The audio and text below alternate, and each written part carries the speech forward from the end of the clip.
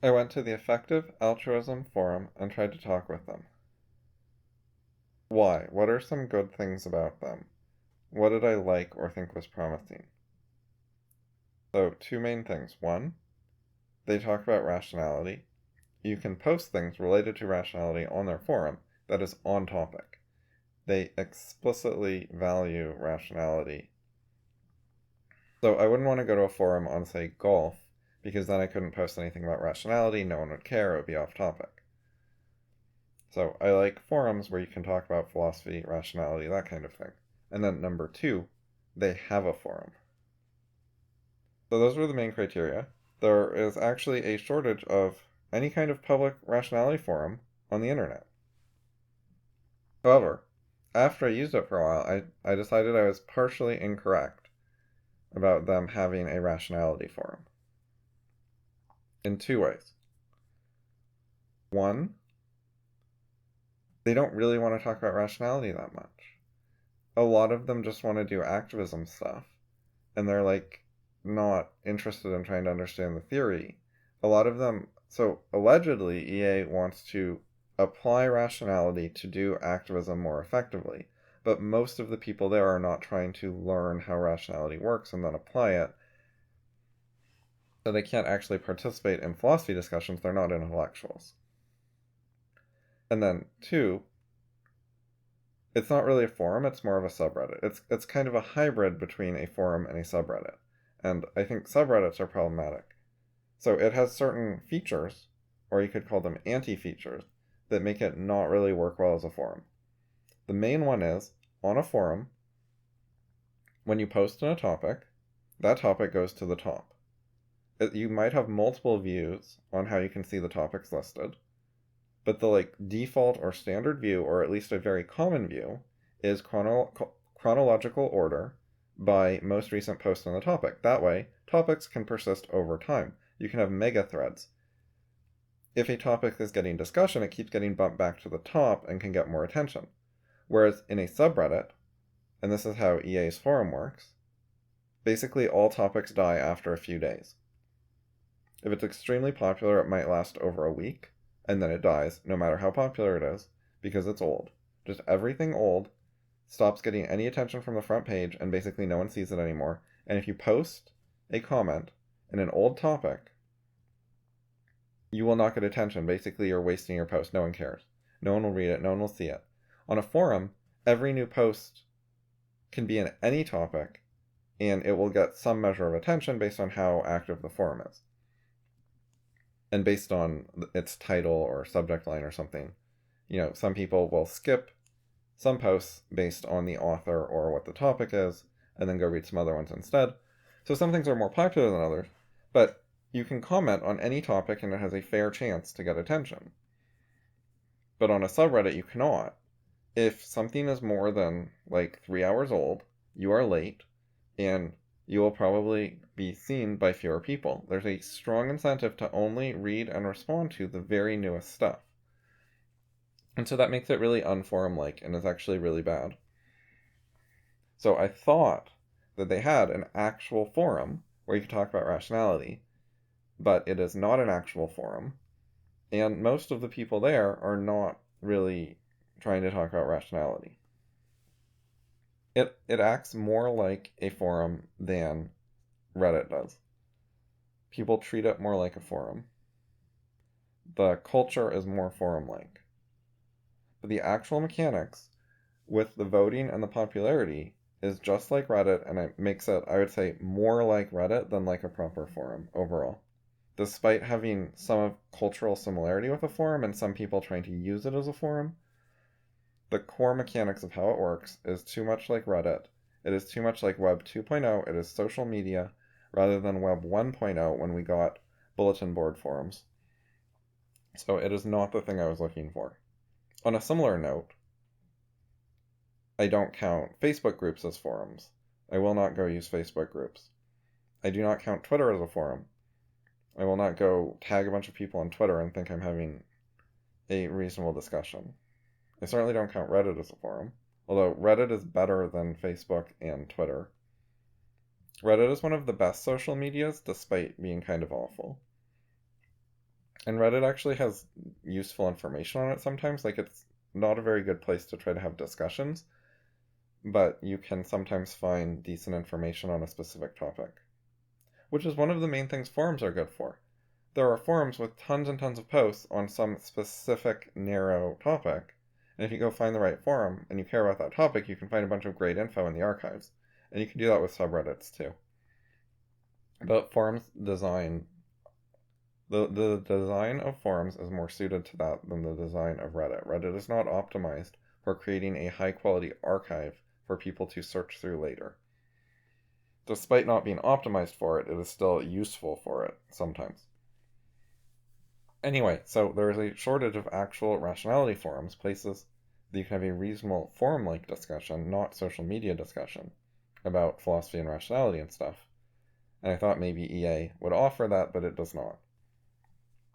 Anyways, the first thing I asked EA was, do you guys have any kind of organized debate method here? Is there a way to request a debate and have a debate with someone on one of the topics because I disagree with some of your causes and activism and principles and all that? And of course I agree with some of them. It's partial disagreement, but I have significant disagreements. So is there a way that we can sort that out and try to seek the truth about the matter, try to be rational and figure out who's right? And the answer was no, they have no organized debates at their forum. No one wants to debate me. There's just nothing. No one cares. No one directly said that at that time, they just ignored me. So after, one person was critical of EA or something and responded to me, but no representative of EA came by and said, no, we don't have that. They just didn't answer, but they do not in fact have it. And several people clarified that later to a better extent. Anyway, so no rational debate methodology. No policies for how someone can come and request a debate and then some sort of organized debate happens. Nothing like that. So then, question 2, my second post, I asked, if you don't have this kind of rational debate methodology thing, do you have any alternative to it for rationally settling disagreements, for truth-seeking, for sorting out what's right? And the answer was again, no, and mostly silence. And so I think people did not manage to put 2 and 2 together. If you don't have debate as a method of rationality, and you don't have any alternative to debate as a method of rationality, then you're not rational. What do you have? It doesn't work. You're not rational. You failed. They just have no way of being rational and trying to figure out what's true. So I posted a third topic where I put 2 and 2 together for them and pointed that out. And then I got yelled at. But based on the answers I got, they in fact do not have rational debate or anything that resembles an alternative. They just don't have a truth-seeking method. They have people just leave a couple comments and then stop talking to you with no explanation, and there's no way to get an extended discussion that reaches a conclusion. So if they're wrong, there's no way to correct them. They're just going to stay wrong. None of them will engage in a serious way where they might end up changing their mind. They will do that if and when they feel like, to whatever extent they feel like, and that's just such an enabler of bias, social status hierarchies, popularity contests, all those bad things, instead of rationality and truth-seeking. So that was pretty sad. I tried posting some more things and explaining some criticisms and stuff, and as you might expect based on my first 3 topics, nothing good came of it. And I offered to debate with and talk with people, and one person took me up on it. Out of their whole community, there was one person who was interested in talking at greater length. So we talked for a bit, and I thought that they were not high skill, but they were being reasonably friendly, so that makes it okay to have a conversation. But they were explicitly saying things that basically they don't like abstract ideas, and they find those too confusing and hard to deal with. So basically, very much not a philosopher, and they want to do practical, pragmatic things, and they want short-term results. They have short time preference. And the people who come to my forum are usually self-selected, very much the opposite direction, to like abstractions, even when they don't understand them. They still tend to like abstract, complicated, clever stuff. And they'll at least claim to have long time preference. and to be ambitious, whereas this person admitted that a lot of the activism he's involved with is short-term, superficial, band-aid solutions because trying to solve root causes is too hard. And so I think that is a very problematic attitude where they just give up on solving something important and effective and high leverage and just do something they know is a local optima. If it's a local optima, stop working on it, go back to the drawing board, do more planning. But he was very hostile to that kind of planning and abstract thinking, and he just wants practical results fast.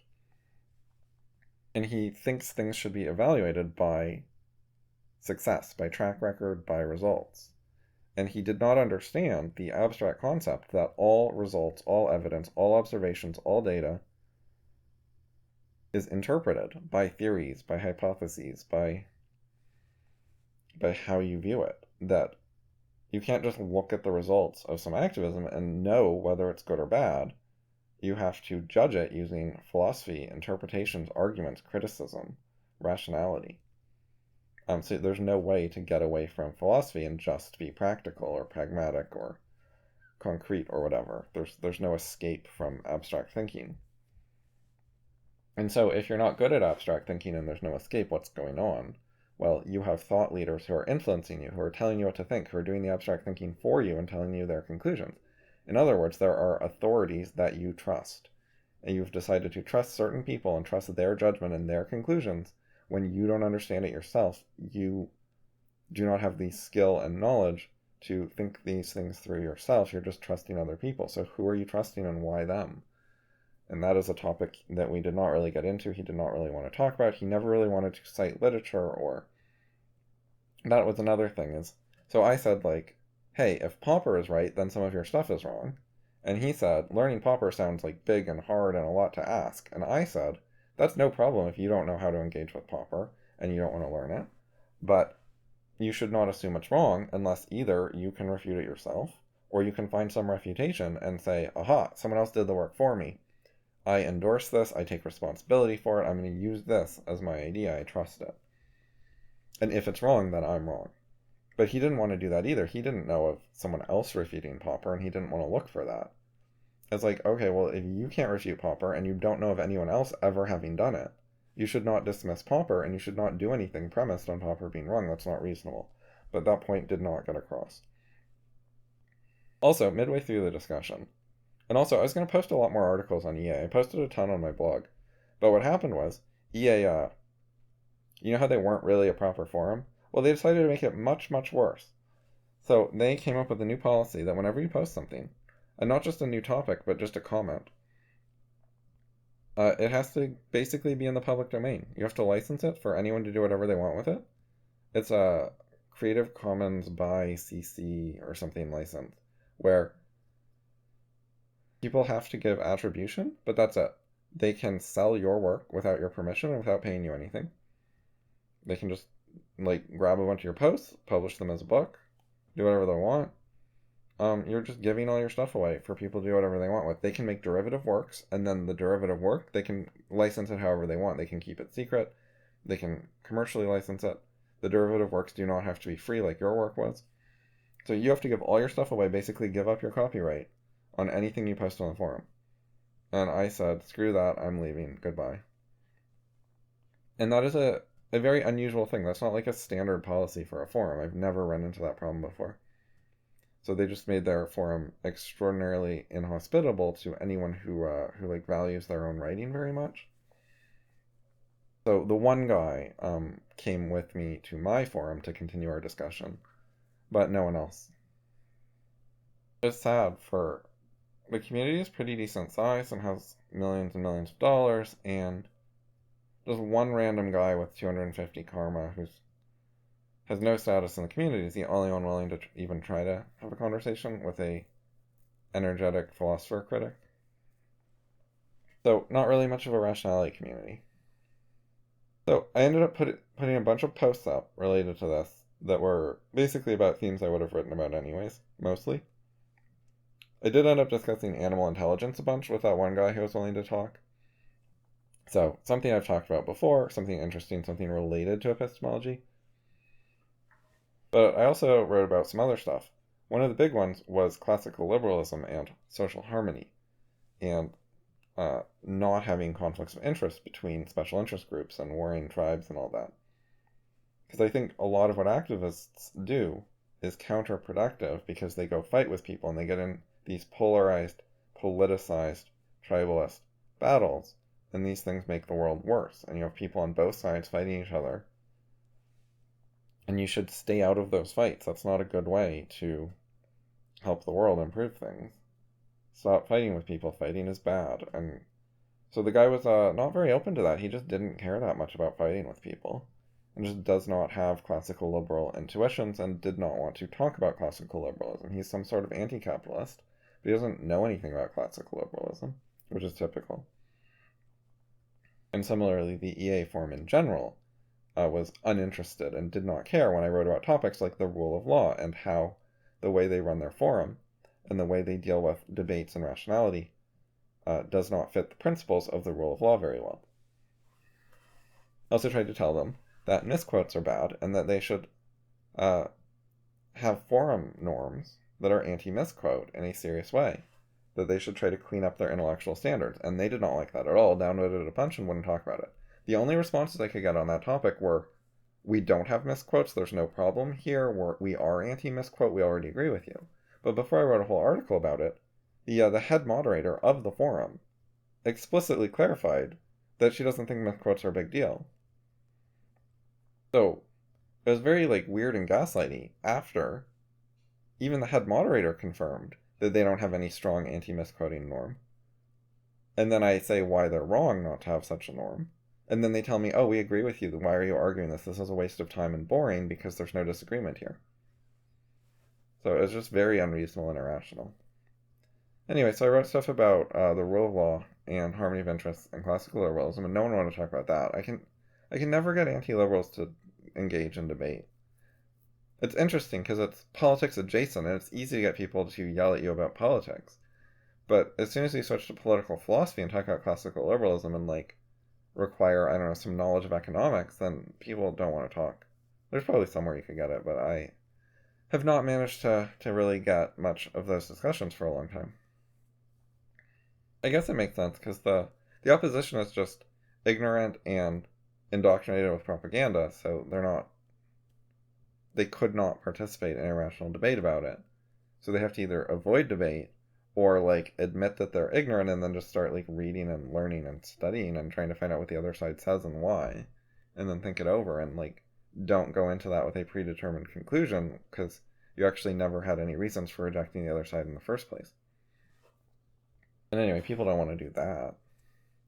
If someone didn't want to do that, they probably wouldn't have become such an indoctrinated person in the first place. Why did the propaganda appeal to them? They're the type of person who is willing to accept tribalist propaganda and join a tribe, so rip. Another topic I tried to write about, and this is related to misquoting, is small errors. So people are well, that's a small error, it doesn't really matter, stop making a big deal out of it. So they don't really want to pay attention to and listen to when you criticize small errors. And on the other hand, if you criticize big errors, they're oh my god, you want me to read hundreds of pages? This is so complicated and hard, no one has time to deal with all this. So there's no way to win. They have a way to ignore small errors and a way to ignore big errors. So overall, I think talking about small errors is the better one. Both of them have advantages, there's reason to both, but if you had to pick a single one, I would lean towards small errors. The reason is they're a lot easier to discuss and reach conclusions about. And if you do many, many small little things, it can add up to bigger things.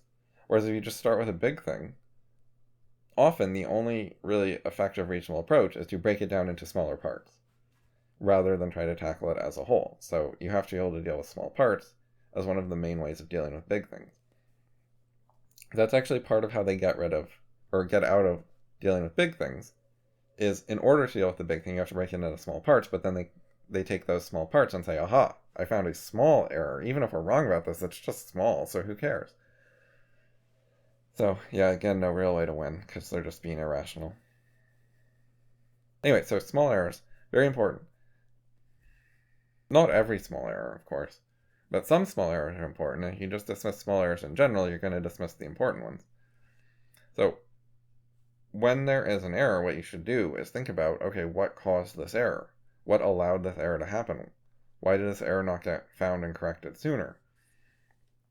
And if you figure out the causes of an error, then you can think, okay, what other errors would this cause? And sometimes the answer is nothing or nothing important, but sometimes the answer is, oh, it would cause tons of other errors, and we'd just be wrong about all these things. So pretty much if it's not a typo, you better postmortem it and figure out what's going on. Even with typos, there's room for improvement, but I don't want to make a big deal out of those. So we'll start with everything other than typos and try to consider, how did this error happen? How did you get this wrong? And often there are really important answers, like, so we'll try to give some of the more charitable scenarios, because sometimes the scenario is just like, you have a large philosophical misconception and it led to this small error. But sometimes the scenario is like, in some sense you knew better. If you stopped and think about it, you could have avoided the error. So what happened? What's going wrong? It is a lack of automation. You didn't practice the thing enough. You need to not just learn something and what the right answer is and why it's right so that you can do it with conscious attention. You need to practice it and make it automatic so that your subconscious can do it, so it is intuitive or second nature, so that you have mastery. And so people often skip that step, and a lot of their small errors reveal lack of mastery.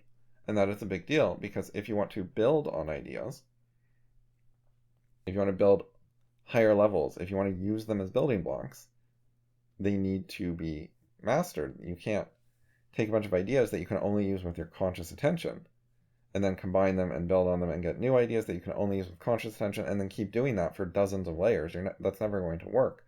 You will run out of conscious attention in your brain. You can't think about all those things at once. So you have to take things and make them require lower attention so that they can be building blocks. So you do that with practice, mastery, automation, teaching it to your subconscious, as well as things like condensing, summarizing, integrating, combining multiple things into one thing that takes less effort or attention to deal with.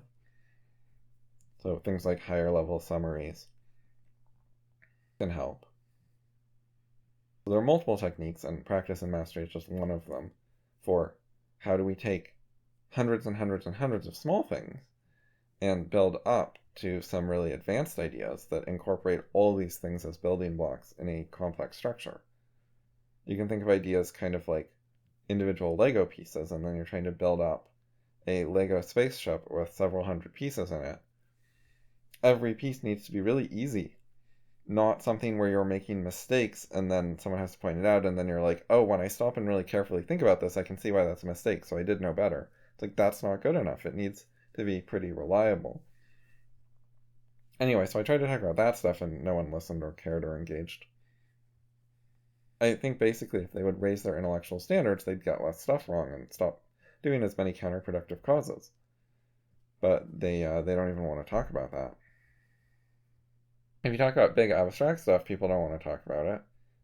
They don't know how, they don't see the point, it doesn't bring immediate concrete results. But then if you talk about like more specific instances like misquotes, that's more of a detail issue. A specific way they have low intellectual standards and just get things factually wrong.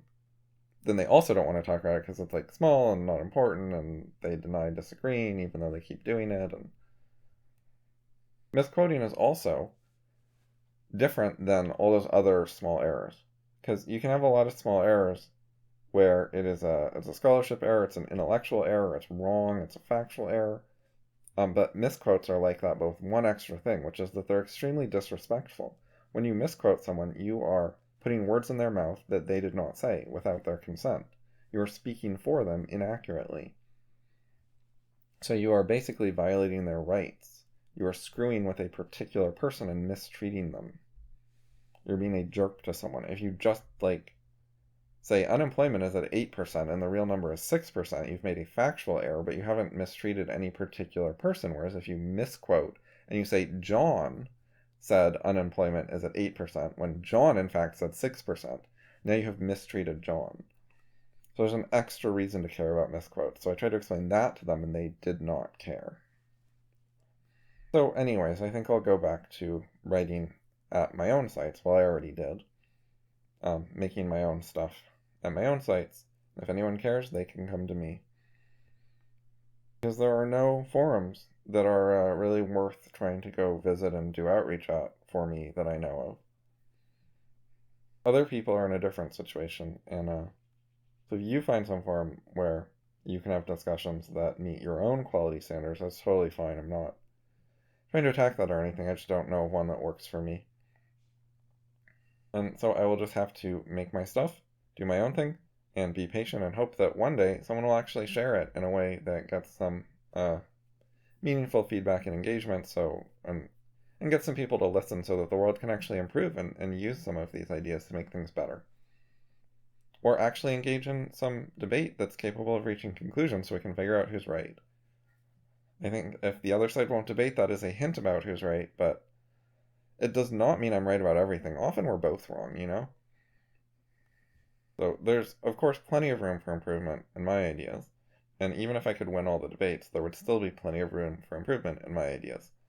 And if people would actually engage more and try to criticize and debate and stuff, it would help with that process of improving the ideas.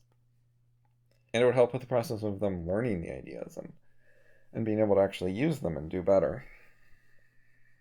Overall, I think EA is, it's altruists who never tried to answer Rand. Like, they're proclaiming their altruism, and then there's one of the most famous philosophers of all time, one of the best-selling philosophy authors, Ayn Rand, wrote criticism of altruism decades before EA started. But she still sells much better than EA authors do today, even though she's been dead for decades. So it's not like she used to be popular and famous, but now she's obscure. She's still popular and famous. And she has endured a lot longer than EA. And EA is just like, yeah, we're altruists. And then they have no rebuttal to Rand. They do not attempt to say, we thought this altruism thing through and we looked for disagreement and we found several arguments against altruism, including Rand's, and here are rebuttals. They do not do things like that. They are not rational. And then it's led by anti-capitalists who do not engage with Mises and Hazlitt and Riesman. And it is led by anti-Popperians who do not engage with Popper and Deutsch and myself. And it is led by people who I think are bad at project planning and looking at the big picture and avoiding local optimum, and they do not engage with Goldratt and others. But yeah, they're just wrong. There's a bunch of existing knowledge and they ignore it, and like all the groups are kind of like that in my experience. So sad, and that's kind of what's wrong with the world. So anyway, what I can do is keep learning things, studying, finding multiple good authors and bringing them together and finding ways that their ideas can complement each other. And so I try to develop some new ideas and also find good ideas from a variety of authors. I've found a lot of groups are really focused on like one author or one author plus his like associates, like Popper plus Popperians. And there's a lack of variety. You don't find many communities that actually understand multiple things, like Popper plus Goldratt plus Rand plus Mises. And I think there are a lot of opportunities where you can just combine several intellectuals who haven't been combined before and make some sort of discovery that no one ever thought of. I think there are tons of like reasonably low-hanging fruit. And I can't study all the authors. But at least I've studied a decent number, more than most people. I also think EA exploits young people. They find these gullible young idealists who are naive, and they take them for a lot of money. And that's unusual, it's unconventional. Most movements do not try to get so much money out of people. And I think it hurts a lot of the people involved in EA. And it gets them to feel a lot of guilt about just buying themselves an ice cream. You get these people who are not poor, they're privileged. And they struggle to buy themselves luxuries like ice cream. That's not good.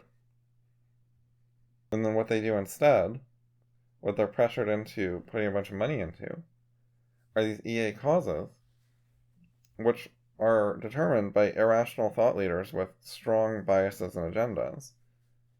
And so they focus on things like environmentalism, global warming, energy, animal welfare, and AI alignment, which in summary are all wrong. They also do some stuff with vitamin A, deworming, some vaccines in poor countries for babies. And some of that health stuff I think is good, but pretty much all their other causes are really questionable. And then they don't really debate. So, yeah, you got questionable, agenda-driven, polarized, politicized causes that involve fighting with people. And then you don't debate. So, and then they get a bunch of people to dump a bunch of their money into that. So that's screwed up. Of their causes that I don't like, the main one that isn't a tribalist politicized fight is AI alignment, which I think is bad epistemology and really wrong and problematic, and I've written things about it. And again, no debate. But that one I will give credit for not being a red tribe versus blue tribe political fight. It's like a weird rationalist intellectual issue instead. It does some harm. It spreads misinformation. They're actually like trying to sabotage AI research. They like want AI to be developed slower. They want more time to figure out their AI alignment ideas. So they actually want to delay AI research. So I think they're, anti-technology, trying to hold back progress on purpose. It's really bad, but at least it's not let's help try to make the Democrats crush the Republicans. I also would not approve of let's make the Republicans crush the Democrats. It's just the EA trends way left of center. I'll give you an example from today about how screwed up the world is and how little you can trust intellectuals to actually be doing a good job. So this is an article headline, and this is from MIT News. MIT being the Massachusetts Institute of Technology, it's one of the more prestigious, famous universities in America.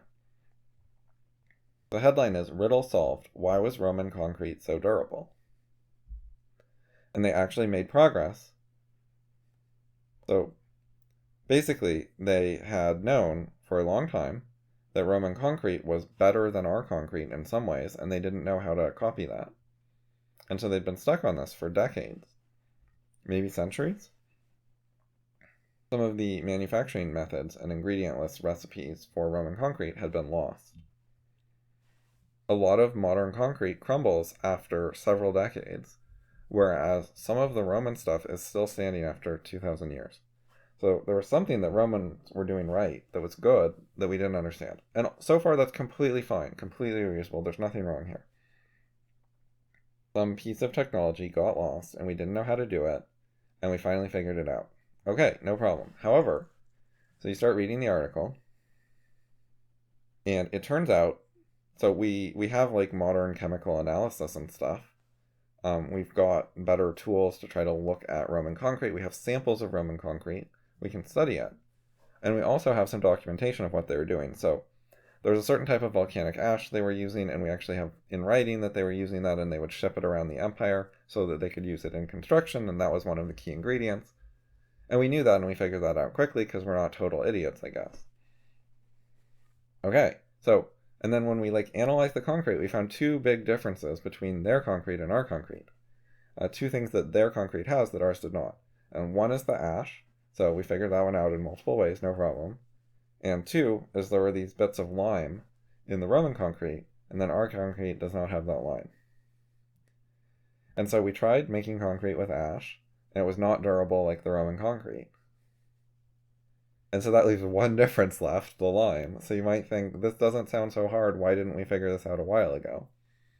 The difference is the lime. And if that's what you think, you're right. But our scientists did not manage to figure that out. Why not? What was their attitude? So according to MIT, the attitude of scientists for decades that got them stuck and prevented them from figuring out that you have to put the lime in the concrete just like the Romans did, here's what they thought. I will quote from the article. Previously disregarded as merely evidence of sloppy mixing practices or poor quality raw materials, the new study suggests that these tiny lime clasts gave the concrete a previously unrecognized self-healing capability. The idea that the presence of these lime clasts was simply attributed to low quality control always bothered me, said Masick. So yeah, the scientists, the researchers, they just thought that the Romans, who were better at concrete than us in a significant way, were just sort of primitive and dumb and had sloppy mixing practices and poor raw materials. And so they just, like, their concrete was contaminated with lime by accident, and so they failed for decades to figure out that the lime was actually there on purpose and was good. They're just so arrogant and stupid and unreasonable, and I think this is a representative example of how bad scientists and intellectuals are in most fields, including the ones behind EA. And if you find that plausible, don't donate a bunch of money to EA. It is just like donating money to fund concrete research from the same people who are like, the Romans are probably dumb, so we will just ignore this whole lime lead, because it just seems like an accident. If that sounds like unbelievably dumb to you, I mean, that's why I'm a philosopher and I write about rationality, because the world is this dumb. People need to get better at rationality, and there's not much effective work being done on that. There are a few people who, like, claim to be working on it, and some of them are at, like, EA and less wrong, and then they will not debate me. So, yeah, not very rational. And it's not just me, it's not like they have certain criteria for who they will have rational debates with, they just don't have them with anyone. They don't like set out some rules like, well, if you publish a book, then we'll debate you, or if you sell 1 million copies of a book, then we'll debate you, or if you're famous enough, we'll debate you with some sort of criteria. There's nothing like that. It's not like they would debate David Deutsch and then change their minds and become Popperians. It's not like they will respond to Popper, who's, reasonably famous, sold a bunch of books, has a positive reputation, all that. It's not like climbing to high social status like Popper or Deutsch will actually make the difference and get debates. They just don't debate. They will come up with some other excuse if necessary. There's nothing you can do. They will not lay out criteria for what they want and think is necessary filtering. They don't want to write down their filters. They want their filters to be malleable and flexible and changeable at any time so that they can filter everyone out who they don't want to talk to, which is basically anyone who thinks that they're wrong in some big important way. So yeah, EA leaders are the equivalent of the people who would not try using lime and concrete when trying to figure out how the Romans did it. And if you have not put a bunch of work into studying philosophy, practicing things, having successful debates, reading, writing, all that stuff, being kind of like me, then you have reasonably conventional views about rationality, and you're just as dumb as those scientists. In some ways. You might not have made that specific mistake, although you might have. If you're in the right subculture and your teachers made that mistake and passed it on to you, you might have just never noticed. But anyways, if you haven't done major things to be different, then you're not that different. And you're vulnerable to the same biases and silliness. And so that is why you should care. And if you want to do better than that, you have to, like, get lucky or be like a 1 in 100 million person who's just better somehow, which you could call luck, but it's not exactly luck. Or you can actually, like, study and put in the work to be better. And that is what I try to help people do and explain how things work, philosophical things, ideas, so that people can have an easier time. So the journey to rationality can be easier for you than it was for me, because I've figured a bunch of things out already and shared them.